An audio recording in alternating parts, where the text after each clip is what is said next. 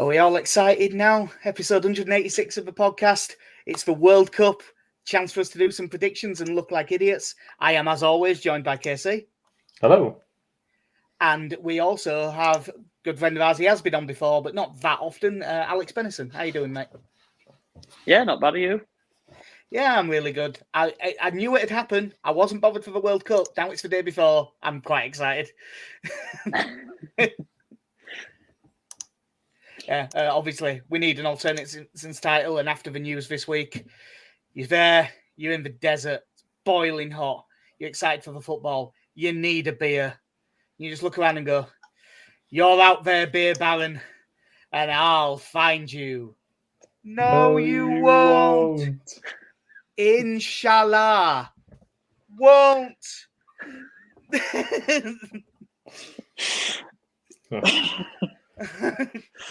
So, obviously, I just said I have become excited because I'm a massive hypocrite and I knew I would be. How are your levels for the World Cup now? Now that it's like nearly here.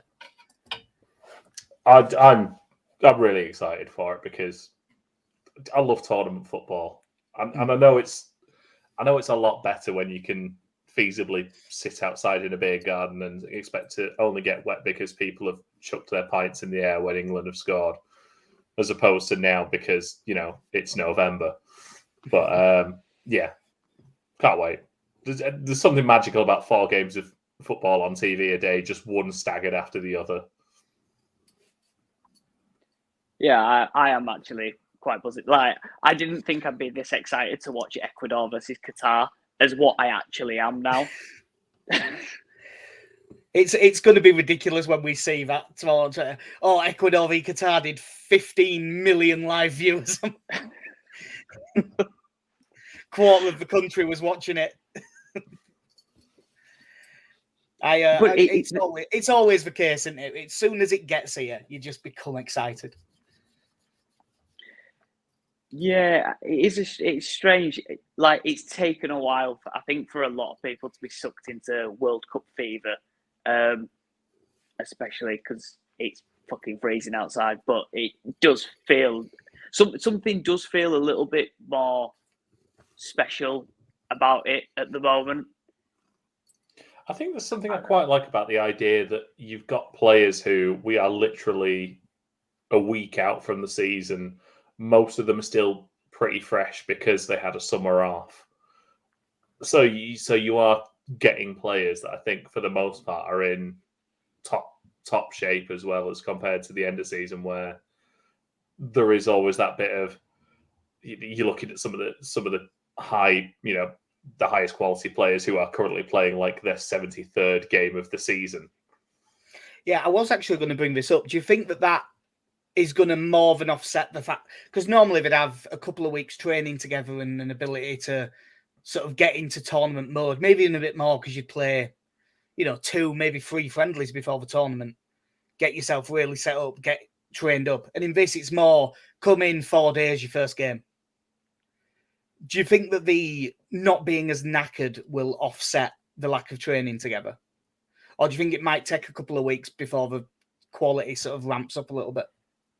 There's some teams that's going to benefit, and there's some teams that's really going to hinder. Like, if you look at Germany, for example, and the players that they've taken, it's going to work in their favour because their attacking lineup pretty much play together in a week in, week out basis. So teams like that are going to probably benefit more from this. It might take a while for a few other teams to get going, but I think that adds to the air of unpredictability between it. It's a shame that it's mid-season and there's a few players that have had to miss out because of injuries, but injuries are going to happen whether it's at the end of a season or midway through a season. Like Mane being out for Senegal, if he does still, taking his tendon off his tibia or whatever it is that he's actually done and had to go for surgery for it, he still might not have been back fully fit at the end of the season anyway. So it's a shame to see some players have to miss because of that. But that injuries can happen at any point in the season. So it's all up in the air. But I do think some teams will take a few weeks to properly get gelling together and properly play at this tournament.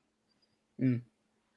Yeah, it's It's going to be weird. I'm just hoping because it like the first round of games, for instance, they're normally quite negative out because no one wants to lose the first one.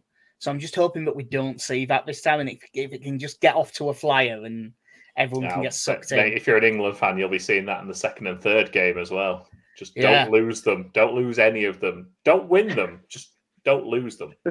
Yeah, yeah. There's a lot of that. Obviously, that is only a very brief intro. The truth is, this is mostly just going to be us predicting shit because there's quite a lot to get through. Well, we've been so successful at predicting things related to Leeds United and and English football. We thought, why not take this to a global level? Yeah, why not do no research at all? Because I've been at work all day. Yes. Yes, this is how we do it. But I am going to do to tactics what Jesse Marsh does. I'm going to do to predictions what Jesse Marsh does to tactics is what I was going for. Just vibes. I thought you were going to say I'm going to do to tactics what Jesse Marsh does to tactics. What, just vibes? Just ruined them. By the way, just as an aside, have you seen he said today that if he'd have had Rodrigo when he was young, he'd have turned him into best striker in the world? It's a bold claim, Cotton. See if it pays off for him. So the points on this, I have noted stuff down, but you probably want to you may want to say that some are worth more or less because I've just done it very quickly. But we'll start with the obvious. I should jokingly now do a really out there one, but no. Alex, who do you think is going to win the World Cup? I didn't want to pick these because I thought it would be a really boring answer, but at the same time, I don't think you can look past the quality they've got in a team. So I have gone Brazil. As soon as you started talking, I started typing BR, which it's look, the favourites for a reason, and they've got about 8 world-class attackers and Richarlison. Casey? Well, ultimately, football at the end of the day is a game where 22 men enter a field, slug it out for 90 minutes, and at the end of the day, Germany win. Yep. Yep. Well, I am very glad to say that we have gone for 3 different ones. I haven't gone full romantic of England winning, but I have gone Wales. for what I have gone for is what I think is the real. If England can't win it, what would be the most romantic story, and that's Messi finally wins the World Cup. So I've gone for Argentina. I was thinking maybe Senegal now that they've lost the dead weight of Mane. Now they're really going to kick on and really go for it. Yeah. Well, we may as well follow straight on. This one I am a little bit more out there with, so I'll start. But for the Golden Boot, I've gone for one because I think there's a team that are going to blitz their group and then get knocked out in either the last 16 or quarters. But I think that they might score so many goals in the group that they might get the top scorer. And this is also because it'll piss all the Leeds fans off because we nearly signed him. So I'm going for Cody Gakpo. I think he's going to start. I think they're going to score a shit ton of goals in the group. And I think he's going to be on about 6 by the end of the group stage. And end up winning it. I have gone with the boring option here. And I've gone with Harry Kane. I mean, because he won it last time. And he did that mostly against, it was Panama, wasn't it? He mostly got those goals against. They mostly come against Panama. Mostly. So I feel like if we go for it against Iran, it could be a similar deal in which he might have the Golden Boot stitched up before we've even got out of the group. Sorry, I'm just going to mention this now. What I was going to title this podcast, but I couldn't because people would get mad on Twitter and not read it properly. Because we're playing Iran, I was going to call it No Surrender to the IRAN. It's where the link just cuts off the N at the end. But it'd go wrong, wouldn't it? Did you see Jerry Adams tweeted out about that? Because the Iran badge in FIFA is IRA. Anyway, Alex, who have you got for top scorer? Casey, I'm really annoyed at you because that was the same person I was going to pick, but for fun, I'm not going to pick Harry Kane anymore. I'll go Romelu Lukaku.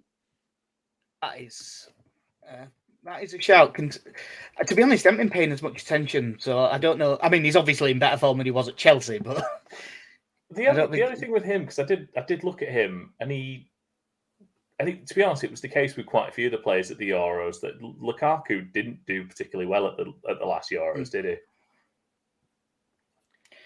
Because I think he was one of those that was in everyone's fantasy team at the start, and I think got dropped after the group stages. But neither did Belgium as a whole. Yeah. Like, it's since World Cup 2018, they've not really, other than in qualifying, because for some reason in qualifying they managed to score 40, 50 goals in 10 games. They just don't seem to be gelling at tournaments. But I've got this weird fit, like, they're opening games against Canada, and I think Alphonso Davies is out for it. So, in the same vein as Harry Kane, I think Lukaku will score a load of goals in the group and then just get knocked out in like round 16. Yeah. For Canada, I wouldn't have thought Davies would make a difference to how many Belgium score, because I'm assuming he plays sort of up top for Canada. Rather than at left back. No, but still, like, he's missing, so they're not going to be as attacking. Yeah, it's just one. By the way, 4 points. For winner, I've gone 20 and 10 if we're in the final. And for Golden Boot at the minute, I've got 10 and 5, but should that be 20 and 10 as well? Listen, Jack, I'm happy to go with whatever scoring system your little heart desires. I'll do 20 and 5 for top 3. So you get second or third. Cool. And I will do the same for the next one, which is most assists. Now, I don't know if anyone has anything for this yet. I know I don't. I've gone. I do, and I've gone the same vein as you, but I've taken your Golden Boot winner and put him as the guy with the most assists. I've gone Cody Gakpo. That is that's both back in one similar thing then. I've also got a theory later on for, like, you know, when we're on about players that are going to overachieve and stuff, I've got one that is something to do with Leeds fans being annoyed. I will go Jack. No, I think me and you are thinking the same thing. When we get there. Well, for most assists, if he was there, I'd maybe consider him. For most assists, he's playing in a deeper role now, and I think they're going to win it. So, Messi. Yeah, fair. He's David Beckhaming the team now. Yeah. Put him at quarterback. Is that just you in agreement, Casey? No, sorry. When you started saying that, it was the one where you said another thing that annoyed Leeds fans. It was a name that's knocking around in this World Cup. But no, for this one, again, I'm going pretty much route one with this and going Kevin De Bruyne. Fair enough. I mean, he is probably the sort of best one. Just if it was a league season, he'd be the one that you'd end up going for, I think. Yeah. Wait, this one's a bit weird because on this one, there can be more than one right answer. We'd have to look at the end. But a team that you think is going to overachieve compared to what people are expecting. I'll go first with this one. I've gone with Canada. I think the fact that they've made it to this World Cup after, what is it? The last time they were was the 80s, or it's been a long time since they were in the World Cup. So I certainly don't think we were alive. Yeah, they have cultivated. I say cultivated. This is a knock on them because it's the way that international football is now. That they've kind of recruited a number of players who weren't going to play for their national side, but they've got a fantastic group of players there at the moment. Which, honestly, I think if they make it out the group stage, I think is probably overachieving still. Yeah, I was literally just about to say Belgium, Croatia, Morocco. If they get out of the group, I think that we'd have to say that you get that. Yeah. But no, they're one of those teams I look at, and I really hope they have a good showing in this tournament. They do fly under the radar. Like, obviously, if Davies is fit going forward, Davies and Jonathan David up top are both two quality players to have up there. I can't remember if they've taken that Hutchinson that used to play for Besiktas. There was a holding midfielder, but he's a decent little player. So I can see them causing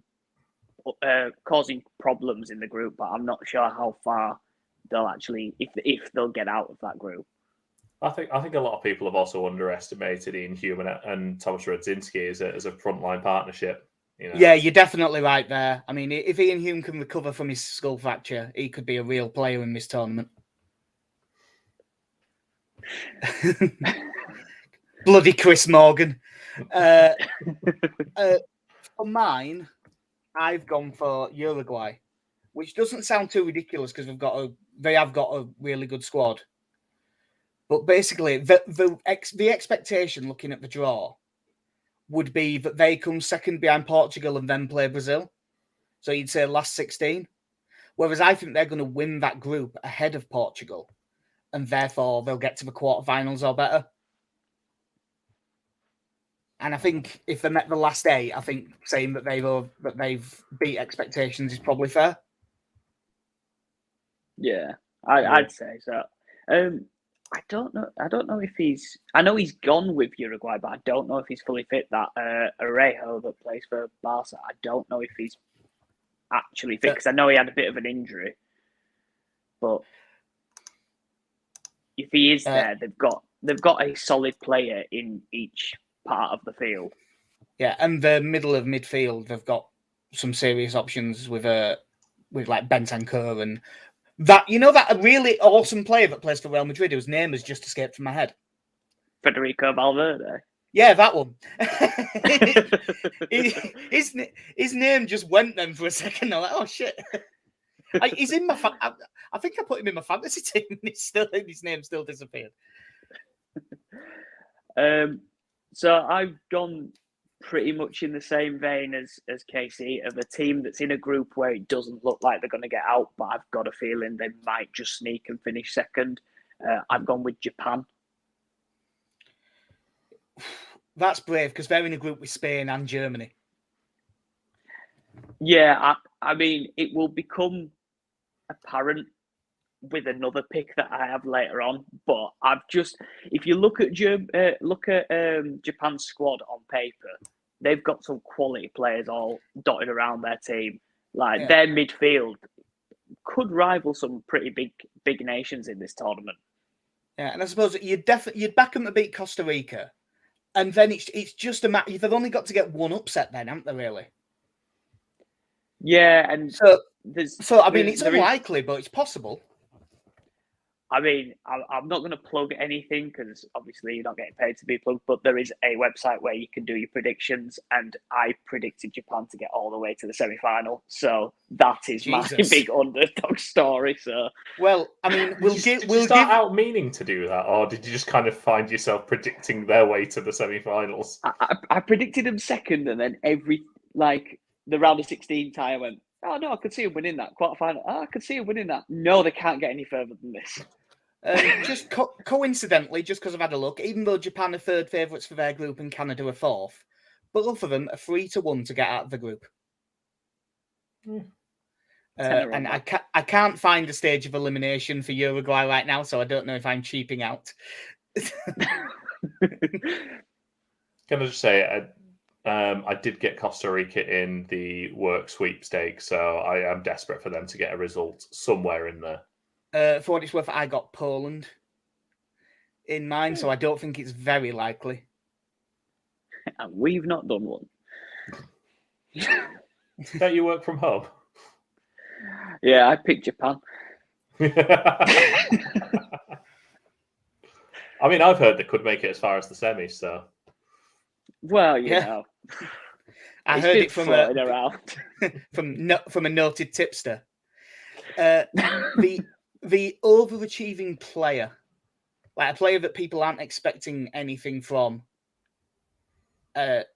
This one, I suppose, we'll just have to sort of play it by ear, talking to each other. If you like go, oh, Karim Benzema, then we're allowed to tell you to fuck off. You know, I found this really difficult to choose, actually, just because my football knowledge is not what it used to be internationally.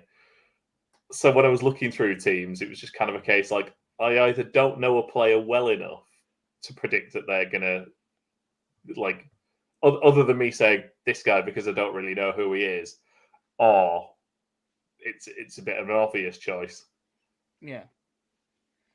So Well, it's sort of a weird one. This is, you know, when I said there's a player, and it's because I think it'll remind me of Leeds players missing out. You know, in the way Kvaratskhelia has turned into a world beater after we apparently didn't sign him when we had it sorted. Well, Ecuador's Gonzalo Plata is basically literally from looking at YouTube is very Rafinha, and we were linked to him like mad in the summer and then didn't sign him. He isn't like, you know, it's not like he's been having some ridiculous season where he ends up all over the place. He's playing for Real Valladolid. But I think that he's going to start for Ecuador. I think he'll play well, and I think he'll therefore piss off Leeds fans by having a really good tournament. So I'm going for him. I couldn't pick an overachieving team and not pick a player from that overachieving team, especially if you think they're getting to the semi-final. So I've gone with Kamada. Daichi Kamada, who is he still out of contract at the end of the season? Yes. He'd be incredibly high up the list. Yeah, he'd be incredibly high up the list of players I would like Leeds to sign based on what I've seen. And I did see a fair bit from their Europa League last year. I'm going to go with the USA. And originally, I was going to just say Brendan Aronson, because at that level, he would be overachieving if he has a decent tournament. Yeah. But I've moved slightly, and I picked a man based on his apparent nickname. Because when I looked on the MLS website that listed all the squad numbers for the Usmant, one man was there with his nickname, and it was Anthony Jedi Robinson. Huh. I was unaware that was his nickname. No, and it's not something they've done for any other players in the squad. For what it's worth, that does also get covered by the Leeds were really heavily linked to him and then decided not to sign him. And also he's a left back, so double mad. I'm picking him to be my Denzel Dumfries of this tournament. Yeah. That was it's a good example because he really did break out. I believe he might be in my fantasy team as well. All of them I've just put down for 5 points because we cannot, even though we've gone for separate things, we cannot all be right. Yeah. Because various things can happen. At the other end, what team is going to flop? Which is never easy to go for, but there's always someone who's like really shite that you don't expect to be. I have gone with Croatia for this one. I don't know if it's as unexpected now, but you know, obviously comparing to what they did in the 2018 World Cup, I just think that squad is declined. And well, I mean, it makes sense if you're going for Canada to go in the same group, but I mean, Croatia are 2 to 5 to get out of that group. They're very much expected to. So if they went out in the group stage, I think that'd be fair. I have gone with Spain. I mean, I knew you were going to say that, but I'm still amazed. Yeah. I don't know what it is like defensively. Obviously, when you think of Spain, you think of possession-based football and defensively being sound, and I just don't think they look on paper to be as big of a threat going forward as what they should be, as well as defensively being so sound. Like, I think there's a lot. Gaya's pulled out because he's got an ankle injury, and they brought in that Balde from Barca to play left back for him. But he's Yeah. probably not going to see much anyway because it's going to be Jordi Alba. But it's the same vein as the Croatia side. It's an aging at the back with a few bits of young talent, and I just feel like putting pressure on those young players to try and pull out something at a World Cup is just going to cost them. While we're on it as well, you here as a Man United fan, when you look at those three goalkeepers and think that David De Gea is not at this tournament. Did you see the thing that came out about the Spanish FA? No. Texting David De Gea, congratulating him on his international retirement, and he replied saying, "I haven't."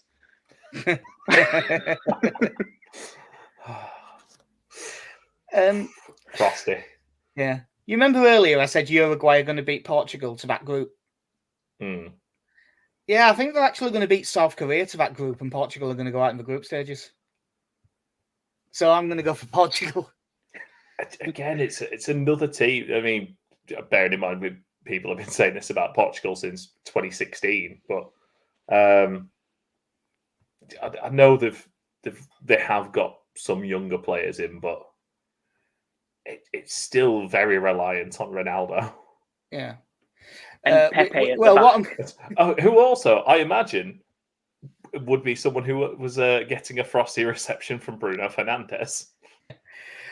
Just to jump into the next category, my flop player is Cristiano Ronaldo. No, fuck off, you can't have that. The main thing that I'm going to say is, how few goals does he have to... If they go out and he gets 0 or 1, I think that's probably fair. Yeah. If they get through and then he'll score later in the tournament, or he's just awful and he gets dropped. But we'll come back to that close to the time. Do you have any big, whether it's big name or just average name that you think is going to be abysmal? I've got Kylian Mbappe.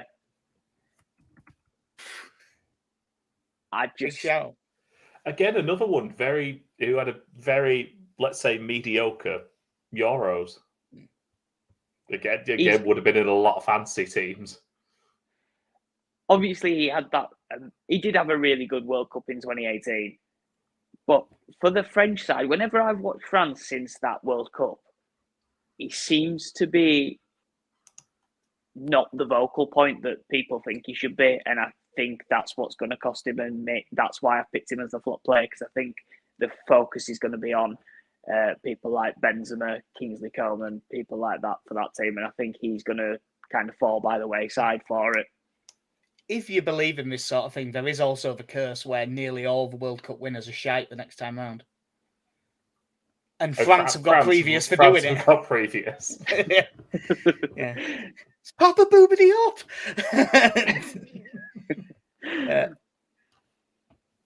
So yeah, Mbappe, which I've just realised I accidentally wrote down for KC, so I'll just move that. I've gone with Ferran Torres, who has had a pretty poor season so far, and I just don't see it picking up for Spain. The thing with Torres is, I would have to say, I don't know if he will get in their side anyway. And if he just doesn't play, I don't think you can call him a flop. He'd have to come in and do nothing. I was just looking because he's 30, he's 30 odd caps at this point. Was playing in the Nations League. It probably will then. If that's not, I don't know if I can back this up by saying if. No, you know what? I was going to say I'll have a backup option of Raheem Sterling, but no, I'll stick with Ferran Torres, and if he doesn't play, then there's no points for me. Yeah, because if he doesn't play at all, then there's not really any way around it. But yeah, we'll see what happens with that. Those are all 5 as well. One that I somehow missed off the list, but luckily was reminded, player at tournament.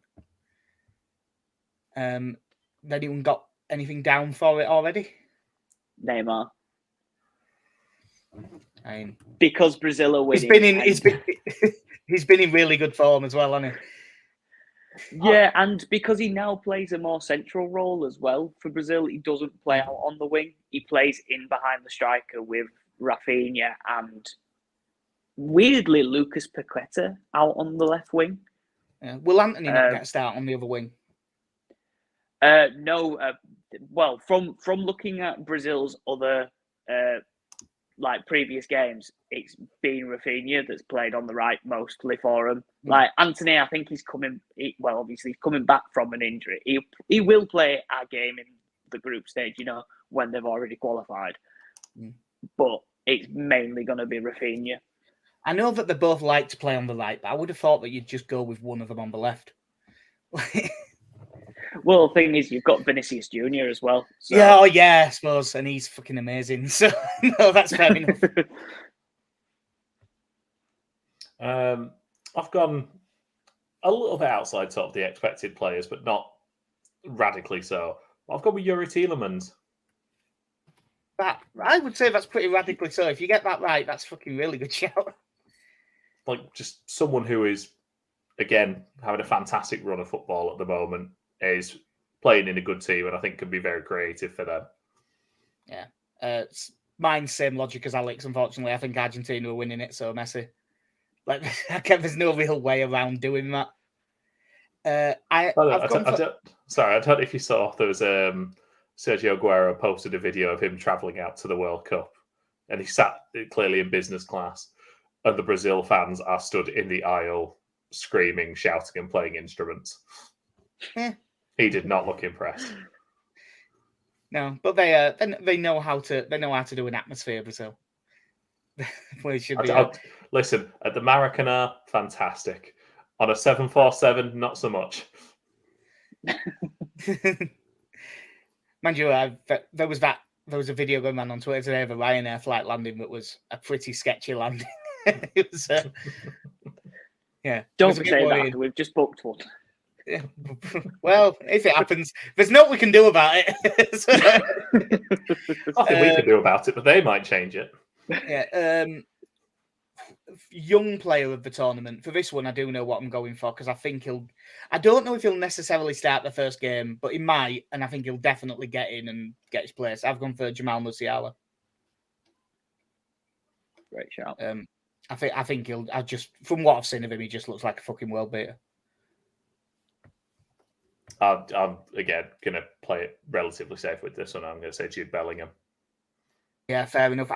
I believe that we've just picked the top two in the betting there, to be honest, mate. Yeah. And again, Casey, that was also mine, was Jude Bellingham. You can go for the same thing. It's fine. I know, but it's not as fun, is it? And I know, like if pointless tension.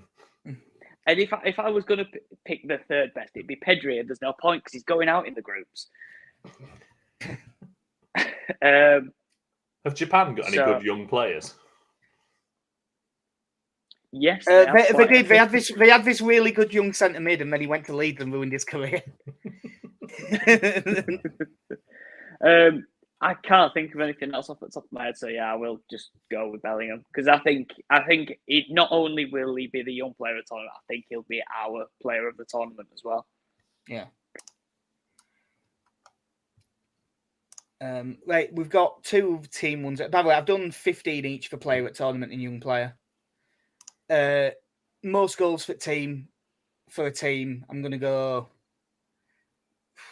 Because it's sort of already based around who you think is going to win it, I'll only go 10 and 5 for second. For the logic I said earlier about how I think they're going to smash their group, I'm going for the Netherlands. Because I think they're going to get a big head start at the start of the tournament with a load of goals.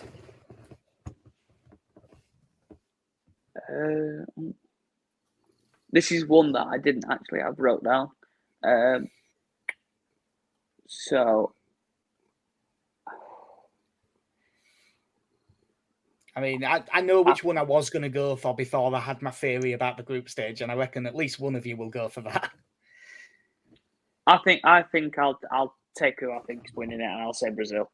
Yep, that's who I was going to go for until I had my theory. Sorry, I've completely tuned out of this while looking through things. Are we just saying the team to score the most? Team to score the most goals, and the next one will be team to concede the fewest. could be the same answer then. I'll go Germany. Germany for most. Oh, are you going Germany for both? I'll have a thing. I'll put in that 45 seconds of research and see what else I can come up with. Yeah, I mean,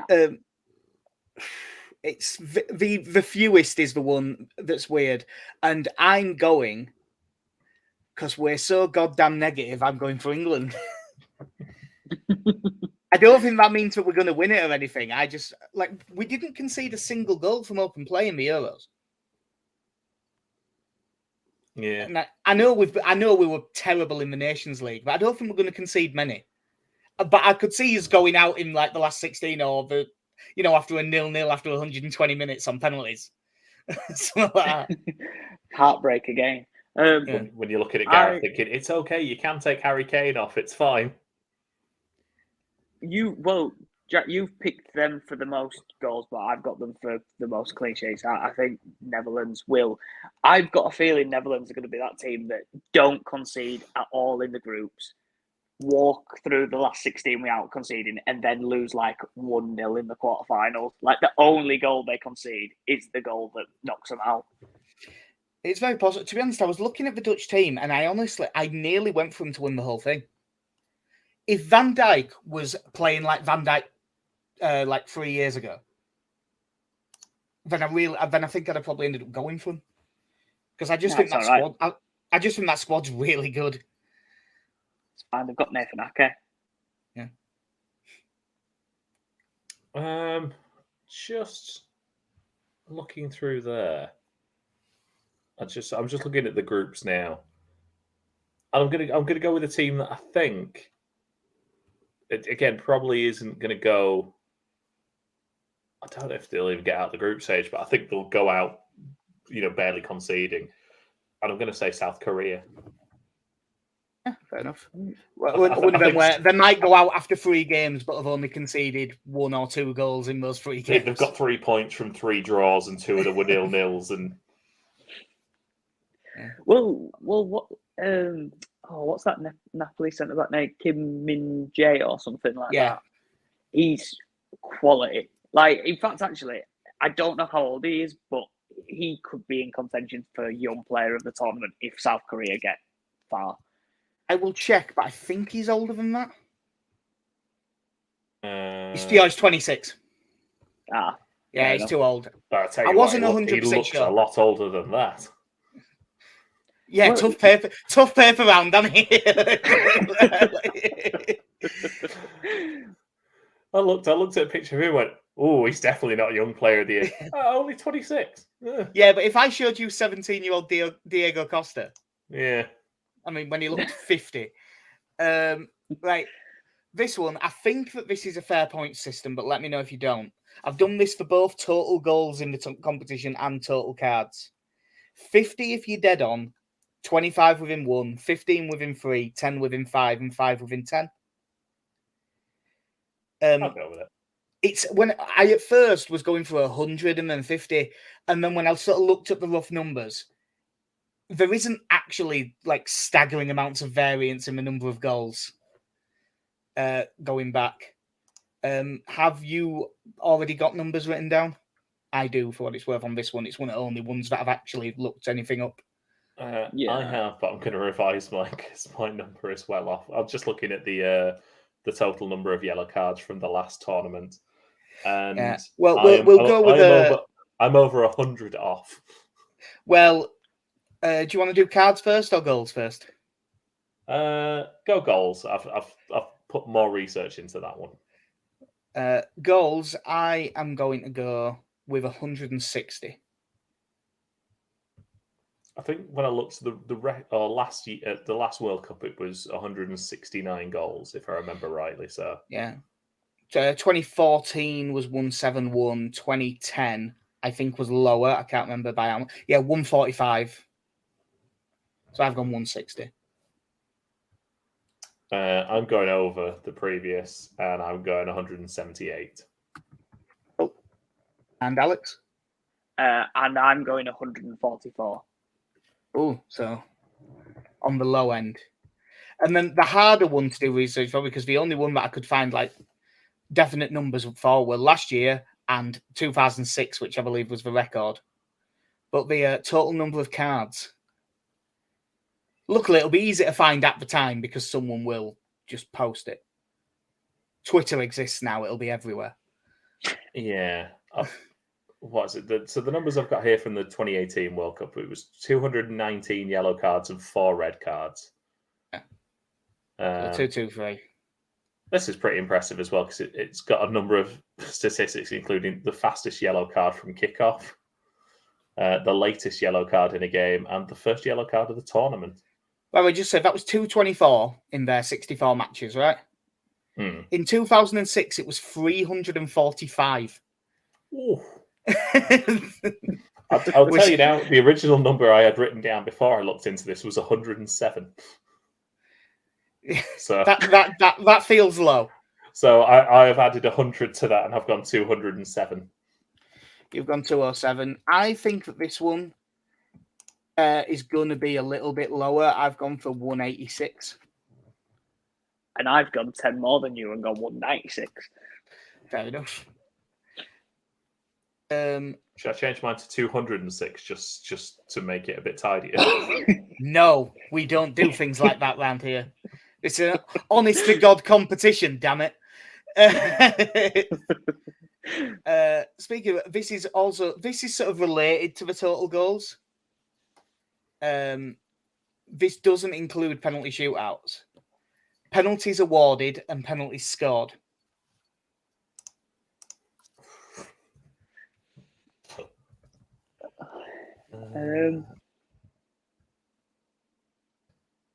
As I frantically Google to see if these numbers come up. I was gonna say because the numbers I've put down, I feel now might be quite low for a 64 game tournament. Right, I think that I will let you reserve. I have found them for 2018, so I'll let you reserve the right to change them after I say it. But I want to weigh your numbers first because I think it'd be funny. This is going to be it. So I've got 7 given and 5 scored. 7 given and 5 scored, and that's in 64 matches because that's how many World Cup games. Remember this: we're living in a VAR world now as well. Yeah.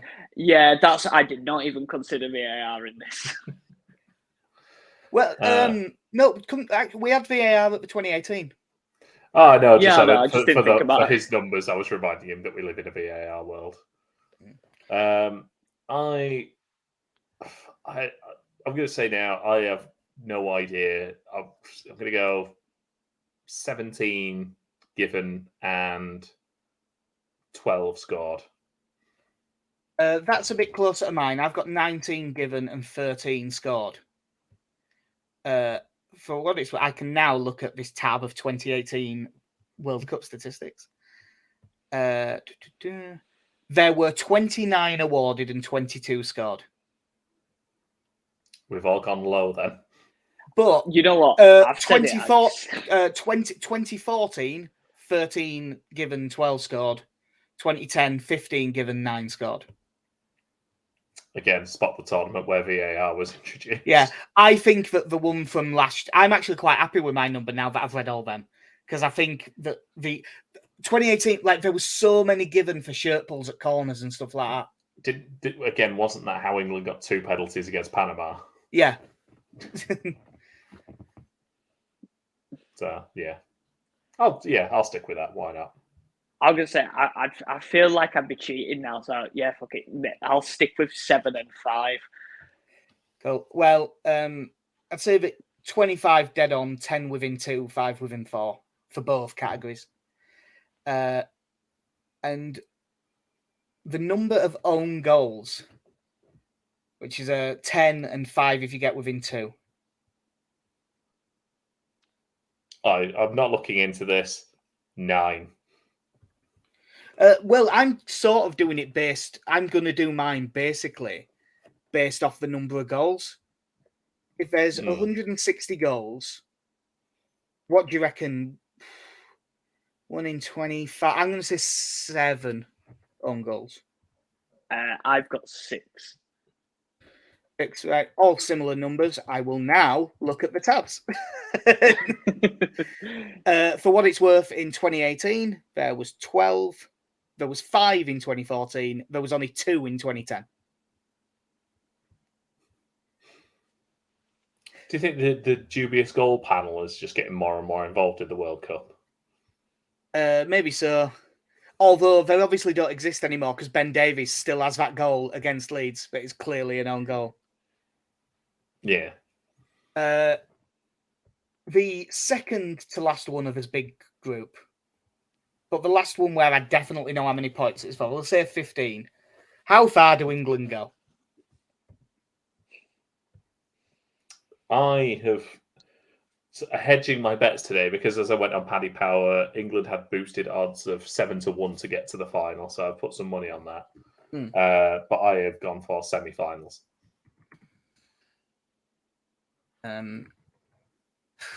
Because Gareth's going to cautiously tiptoe us there. Heartbreaking penalty loss in the last 16. See, Casey, semi-final. That's where you're wrong. That's where England beat Japan to get to the final.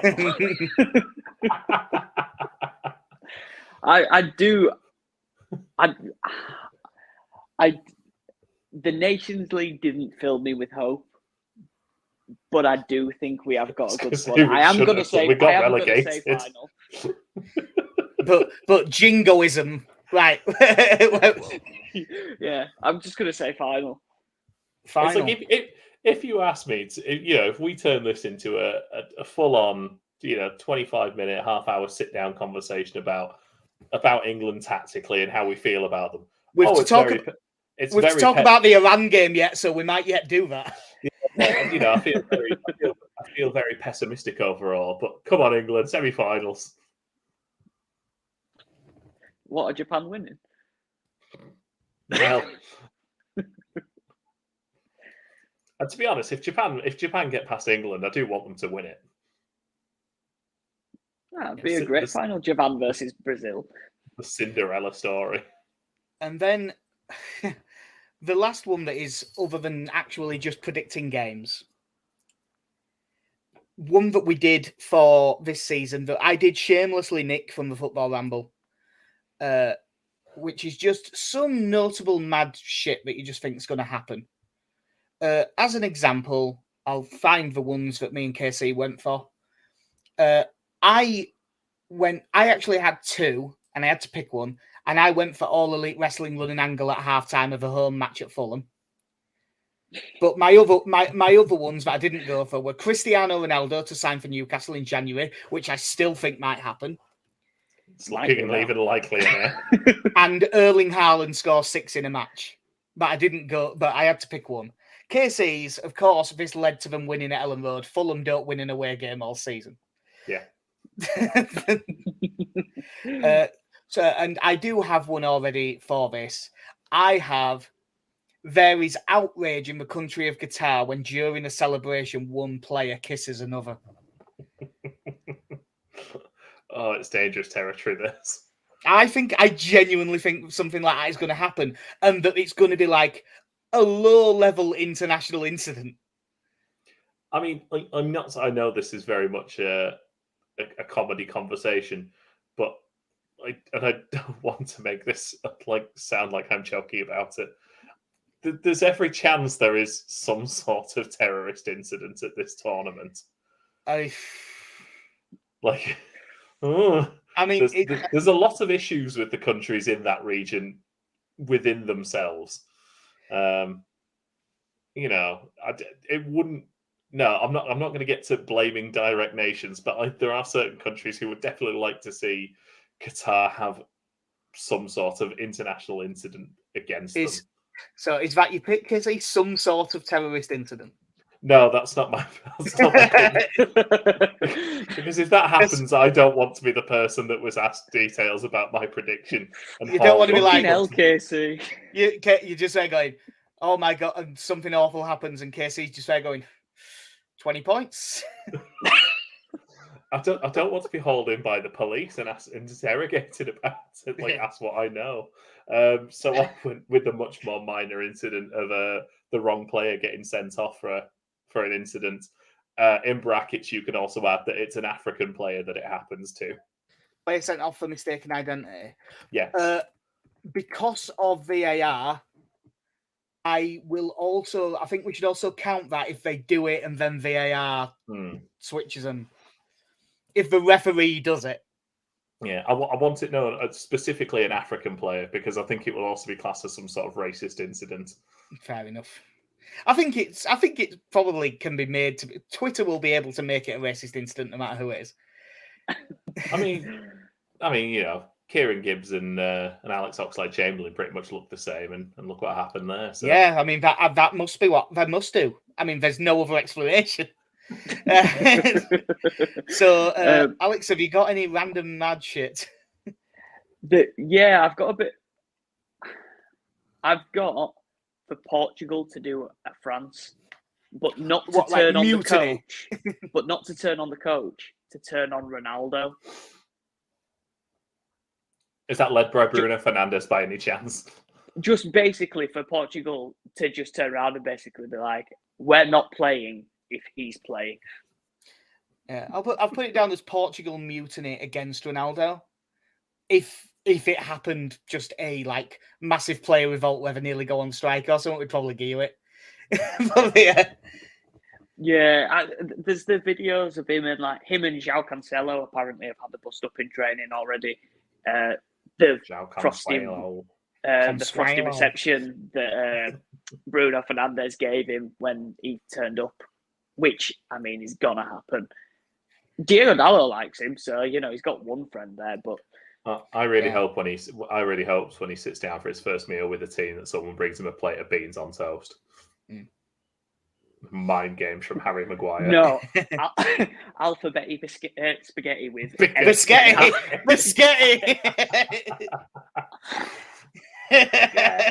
Yes. Alex Benison, who is looking rough for his 3 years old, but right. So yeah, that is all of them. We will obviously come back to them after the tournament, see how we do. Seeing as I've gone last 16s and you're to a semi-final and final, we're definitely going out in the quarters. We will do scores for the basically the first 4 games that were all meant to be on Monday, but now obviously one of them's tomorrow.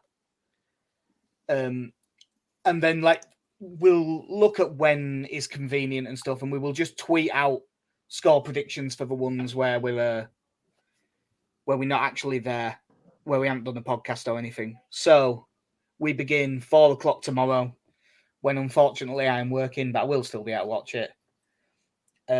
With the very deserving and not at all in any way dodgy, nothing dodgy happens, shut up what you're talking about hosts, Qatar taking on Ecuador.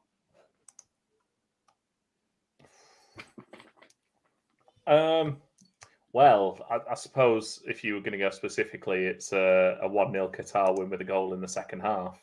Yeah, that would be the tweet, wouldn't it?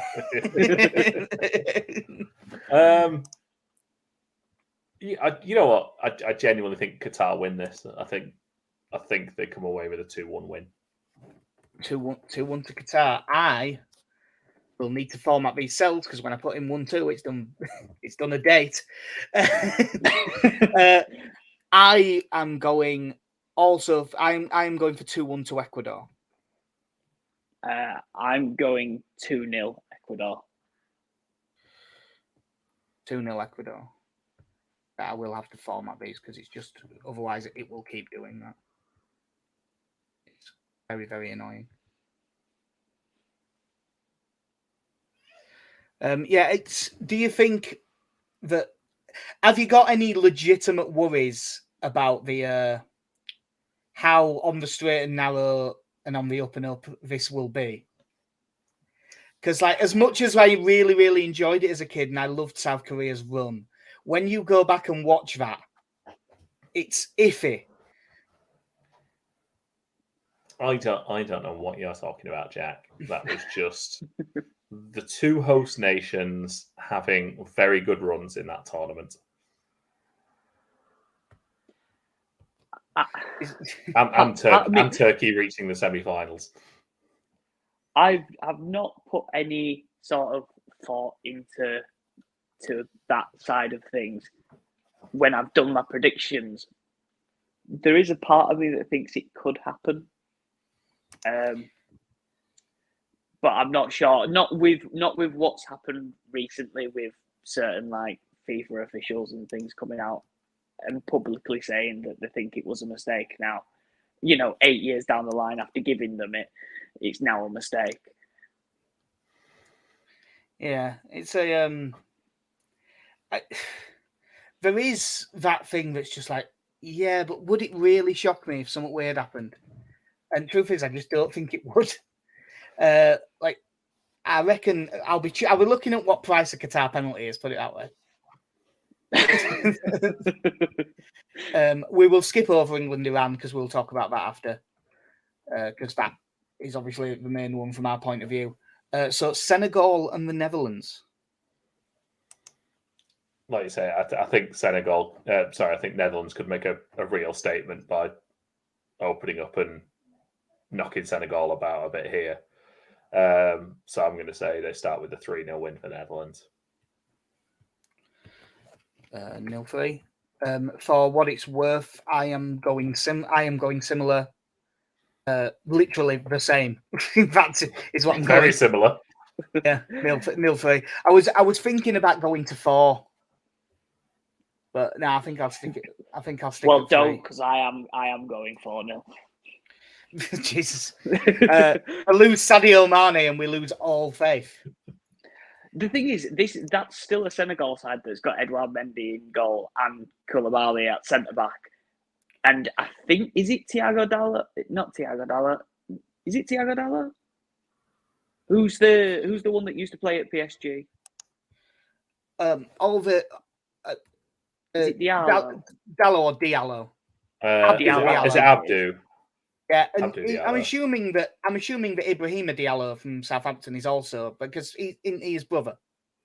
Yeah, he's his brother, but he's more transitions to be a winger, isn't he? Or in fact, he might be a left back. I don't think he's in the squad. But yeah, they've got some good players. And then lastly, this game involves someone who I nearly went for my underachievers. And just because I think that it might go, I've just got this feeling that it's going to go badly. USA v Wales, and I'm going for 3-1 to the USA. Yeah, I think this could be another one where I think the USA that USA squad is a very good squad and still quite young as well. I don't think this will quite be the tournament for them, but if they keep this sort of group of players together, maybe are able to add one or two more to it. I think they could be a decent shout for the next World Cup of sort of making headways. But I'm going to go with the USA 2-0 win. 2-0 USA. And Alex? I'm going for a 1-1 draw. Dan James to the rescue. It's just a weird feeling. It's like at the Euros when everyone thought Turkey were going to be decent and then they were abysmal. I think my pick to be like that this year is Wales. I just think it's not going to work. I think that then, like a lot of their players don't play every week. I think it's really going to tell in these conditions. Yeah. Well, they were scheduled to do a training session at like 1:00 and said, it was too hot for the players, so they changed it to 4:00. But obviously, you can't change your game times out there. So whether you train at 1 or play a game at 1, you're gonna have to do it at some point. So the players that haven't played week in, week out are going to struggle in this tournament. Well, I think you look at, in terms of, I'll say like technical quality, who you would pick out as Wales' best players. And at this point, it's still Gareth Bale and, Aaron Ramsey, who are, combined age of over 70 now. Kiefer Moore. There's a lot of uninspiring names in there. When your team's filled out with with second choice players in the Premier League or Championship players, and Kiefer Moore, who sort of falls in between those two categories. I think when we were coming back, from football when the Wales squad was announced, and we were just going through it, just like Chris Gunter. Jesus Christ, how old is Chris Gunter? Yeah, it'll be an interesting one. I just don't fancy him this time. And I mean, Bale is Bale. Yeah, he can't run like he used to, but he still might just pull some out of nowhere. I mean, that's because of them managing to nick the MLS final right at the end. It's still true that the only season he hasn't won a trophy since he left Spurs was that season he had on loan at Spurs. Like he still pops up in big moments. He still when he needs to. So there is always the chance, but I just don't think they're going to do well. That's the other thing I hadn't noticed, and I'm not even assuming that he's going to play that much. But Chris Gunter's at Wimbledon. Is Chris Gunter actually still in the squad? Because that's hard to believe. Yeah, he's in. He got announced. 33-year-old Chris Gunter is there. This him and what's that? Is it Johnny Williams that I think's at Portsmouth now? Yeah, he's like Johnny Williams, really talented, but he's been injured for like half his career. Yeah, it's like Johnny Williams at Swindon, Joe Morel at Portsmouth, Matt Smith at MK Dons. And then Ethan Ampadu at Spezia. Yeah, which was a weird move. I'm just glad he's getting game time because I like him. Yeah. I must have it, but for what it's worth, I think Wales are going to do badly. I hope to be wrong. I would like the two teams to get out of the group to be England and Wales, but I just don't think that's where it's going to be. I know you just said then that like people have been. Everyone seems to have that dark horse, which was Turkey in the Euros, and it just didn't happen. I feel like this year everyone seems to have leaned towards Denmark as well. I was going to say that's the one everyone's going for, and I feel like that's going to be in the same vein as Turkey, that they're probably going to struggle. Well, listen. I think if Denmark really believe what they say, that they are actually just not going to turn up for games. Refuse to actually play in the tournament. A one team in Tallinn situation. Yeah, I was just having a look down at the bottom to see if it says a lot that Qatar are not the longest price for the World Cup. Costa Rica and Saudi Arabia are. Yeah. Qatar got beat by Linfield not long ago.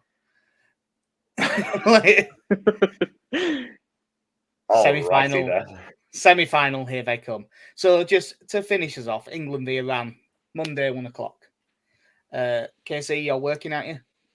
Yep. The one good thing of being in charge of my own schedule, though, is that I might be busy during that time. Yeah. I'm unable to support the kids. Yeah. The kids will want to watch the game. And I believe we're watching it in the pub, aren't we, Alex? Yeah. Yeah, cool. So will he pick a back five even in this? Yes. Absolutely he will. And I think he should. Because Queiroz is famously negative. And when he's a big underdog, he's going to be even more negative. So Gareth's going to look at him thinking, we'll show you negative. 6 at the back. Declan Rice can drop in. Yeah. So thing number one, I think this is not going to be a very good game. No. Do you think any of the England games are going to be good games? There might be. Yeah, Wales probably will be. USA, I think probably will be as well. Actually, you say the semi-final versus Japan's going to be great. Yeah. You say the Wales one, but it's probably a bit of a harsh comparison. But I think back to Scotland at the Euros and how abysmal that game was. Oh yeah, that was dreadful. Right. That was very negative from England as well. So if we're thinking it's a 5, do you think, is there anything like unexpected you think we might see in terms of a starting lineup? I feel like if you're going to play 1 or 2 in a game to rest players for an extra game, this is probably the game to do it in. I know it's the first one. I mean, if it's a back five, we'll just sort of go through a side and see if anyone disagrees with you. I'm assuming we all think it'll be Pickford in goal. Yeah, although yeah, I think it should be Ramsdale, but that's not going to happen. No. Trippier, right wing back? I would say so on form, but for the first game, I think he might go with Trent. Yeah, like I said, if you're going to play someone who I don't think is going to play most of the games, this is probably the game to do it.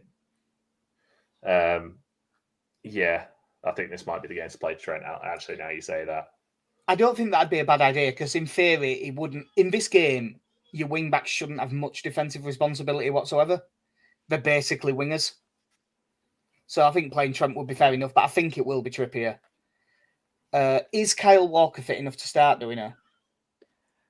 I don't know, but I don't think he risks him anyway. In that case, Ben White, right centre back. Yeah, for me, I'll go through all three centre backs. I think it's White, Stones, and Maguire. That I was just basically wondering whether it would be Walker, Stones, Maguire, or White, Stones, Maguire. But yeah, if he's not 100% fit yet, you probably shouldn't bother risking him. You might as well leave him for game 2. Yeah. And then Luke Shaw left wing back because he's the only actual left wing back in the squad. Yep. Nah, no, Trippier. Don't rule it out. Yeah, midfield 2, Rice and Bellingham. Yeah, I think so for this one. The only other one I'd see him risking potentially starting would be Conor Gallagher, and I don't think he does. No, I mean in this game, because there's not as much defensive responsibility, there's an argument for playing Mount in there, but I don't think he will. And then front three, obviously it's Kane up top. Sterling's been so out of form, but Southgate loves him, so Sterling and Foden. I think he'll go Saka. I think with which one? With Sterling or with Foden? No, Sterling and Saka. Sterling, Saka. I think for this Iran game, he might go Saka Mount. Yeah, I mean, possibly he has definitely played Mount there. I mean, was it the Germany game, wasn't it, in the Nations League where he brought both Saka and Mount on, and that's when we decided that we're actually going to start playing a little bit of football. Yeah. I really enjoyed that game because I missed most of it, and when I got home, England started scoring. It was brilliant. Oh, so he turned on for the second half. Yeah. But I think Saka's played. He's played well for this Arsenal side, and obviously he's a big vocal point for their team. Maybe not as big as a vocal point as some of the other players, but English bias, he is portrayed as being quite a big influence for them. But I think he's played himself into a position now where I think he is our starting right winger overall. In fact, actually, there's an argument that for this Iran game, it ends up being Saka and Rashford. Could be, yeah. Yeah, well, I suppose if your wing backs are really pushing on and playing wide, having inside forwards as your wingers that really want to attack is not a bad idea at all, really. See, I could have seen if he'd have stayed fit that this would be potentially the game that Maddison plays. But I think he figures in as. I know it's probably not his best position, but he'd come in for Sterling maybe. But, potentially. By the sounds of things, I don't think he'll be up to start in this one. I don't know if you've had much of a look, because there isn't. I mean, we're not going to pretend to know a great deal about it, but have you had much of a look at Iran's squads? They've got 2 very decent strikers. Yeah, Serdar Azmoun he's scored quite a lot of goals. And I'm assuming that Taremi is some good, judging by his record, but I haven't really watched him. I'm surprised Ali Dai's not come out of retirement to try and reclaim his his all-time international goal-scoring record. Yeah. Speaking of Ali Dai, it'll be very interesting before the game to see if Iran's players sing the anthem or anything like that, because there's all of those protests going on, and the football team have been quite vocal. It's from the stuff I've been listening to, and again, I can't say to be so well read on it, but the Iranian fans have not been happy with the way that the players have reacted to. I don't know if you want to call it a revolution or what's happening there at the moment, but it's probably the closest thing we've seen since like the Arab Spring, isn't it? It's but Ali Dai has been quite vocally supportive. Just that's what reminded me. Him and there's been a few ex-footballers that have done it because and I think it's a side effect of the world getting smaller. They've gone around the world and seen that women being allowed to have the hair out and stuff isn't actually a bad thing. Yeah. There's that Azmoun would be the main one. Ali Karimi, he's a pretty decent player from what I've seen of him before. And that Godosh that's at Brentford. Yeah, is he a left winger, left mid? From what I remember, anyway. Yeah, he definitely has. But when I've seen him, he was playing wide. I mean, Karimi played he wasn't. The main reason that I know he's some good is that sad thing of he used to be good on FM. And they've also got Alireza Jahanbakhsh, who he was at Brighton, won it for a couple of years. He's got that lovely overhead kick. Yeah, so he was pretty decent. I don't really know about any of the defenders from having a look, or the goalkeepers for that matter. No. But no, I mean, like, there's as it sounds really, we'll go England, all very much jingoism and stuff, but it doesn't really matter what Iran play. England should beat Iran if they play out like. It's just true. Honestly, and I know we're all a bit down on England compared to where we were for the Euros, but that team should be put out to attack, and there's no reason why that group of players shouldn't be scoring 3, 4, 5 goals against Iran. Like you just look at the list of players that Iran have, and it's no disrespect to them, but comparatively where most of them play, a number of their players have playing for AEK Athens and sort of clubs of that ilk who are decent, but yeah, you're talking about a team full of players who play in the Champions League every week. The problem will be them from set pieces, and I think that's where we'll struggle. That's why I've got to get Maguire back in. Yeah. So one thing I back him to do quite well, actually. Score on goals. Listen, he's going into this tournament as our 3rd top scorer. So do not slag that man off.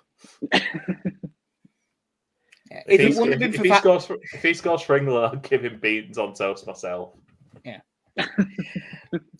So obviously we've gone quite long, which I knew we would do for this one, to be fair, because there's no way around it. Well, there is predict fewer things, but I didn't want to. So, final thing for today: prediction for England v Iran. England 5, Iran 1. Negative Southgate, eh? Well, I'm hoping at some point the players just go, you know what, sod this. I'm going to say, do think Iran will score. I think I'm going to go 3-1 after we've been 1-0 behind.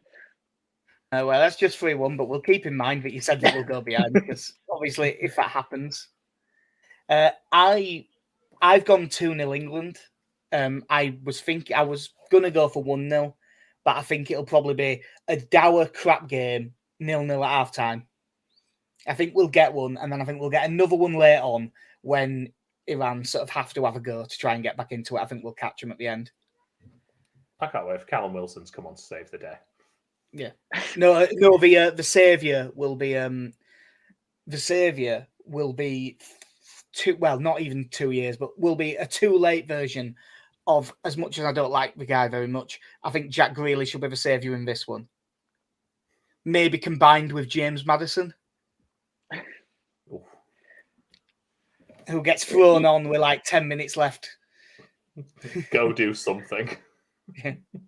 Yeah, nice, really boring opening game for England. I mean, it's really lucky that we're able to watch it with a pint. Yeah. It's a good job I don't drink, really. Yeah, I'll say. We mentioned that on the last one of the Leeds podcast that we did before this. It's not that they've banned drinking; it's that they've had it for 12 years and done it 2 days before the tournament started. That's the problem.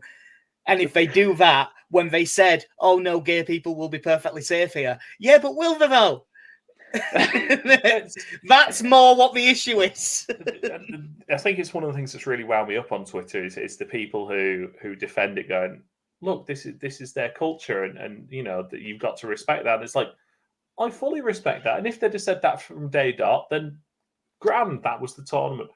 But to say actually no, you have to follow our rules, and we can't do it that way unless you pay £19,000 for a corporate hospitality ticket. Then you can have a drink in the stadium, which isn't at all a hypocritical belief to have.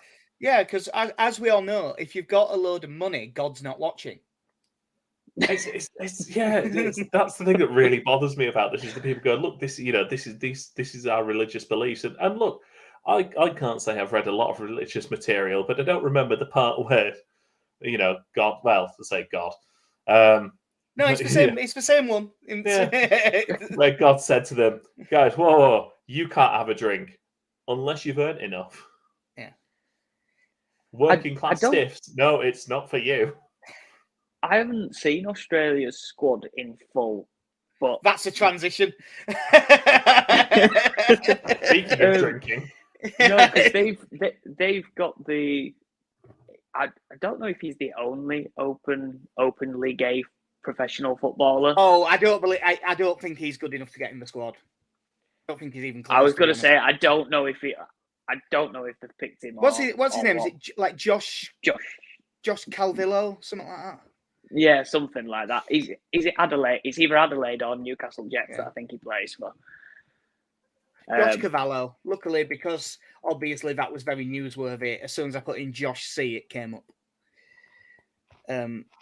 But as far as I'm aware, he's not in the squad. He has one under-20 cap, so I severely doubt he's in the squad. Fair enough. Ballsy move from Australia. I mean, it's like the political version of taking Theo Walcott in 2006. I'm not quite sure if that tracks, to be honest.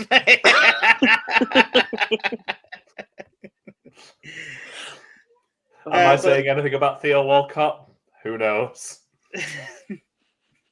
Right. So, yeah, that has been a fairly long podcast. We will be... I don't know which day we'll be back. We'll just see what one works out. All I know is it probably won't be Thursday unless it's very early. And, oh, no, yeah, KC's having surgery on Thursday. It won't be Thursday at all. No. But Thursday... I'll add that to the list of things I can't do on Thursday now. Yeah. Olympics light switch on Thursday. Can't do that. Can you do the World Cup quiz? Not a chance. Well, then can you roll out of bed on your own? No. There might be one. If things worked out, then there might be an earlier one, but maybe Friday or Saturday in that case. Then, when is England's next game after the Monday? Friday. And we should. What time kickoff is it? 7:00. Are you working that day, Alex? Yeah, but well for. I know this is planning on the fly. Are you both working Thursday morning? I'm not working. Yes. Okay. Because okay. I'm off in the morning. Well, all I can say is we will be back before the England game. Whether that's just two of us, which it sounds like it might be because this isn't going to work out easy. Maybe it'll just be two of us. It's nice having you, Alex. Any other predictions, I will get tweeted out. I will probably ask KC for his on the Thursday, so we might get a drugged up version of them, and we'll see what happens with that, because that would be hilarious. So that will do us for episode 186 and the first one of this World Cup. I've been Jack. See ya. I'm KC. Have a good one. In a bit, guys. Wait, who are you?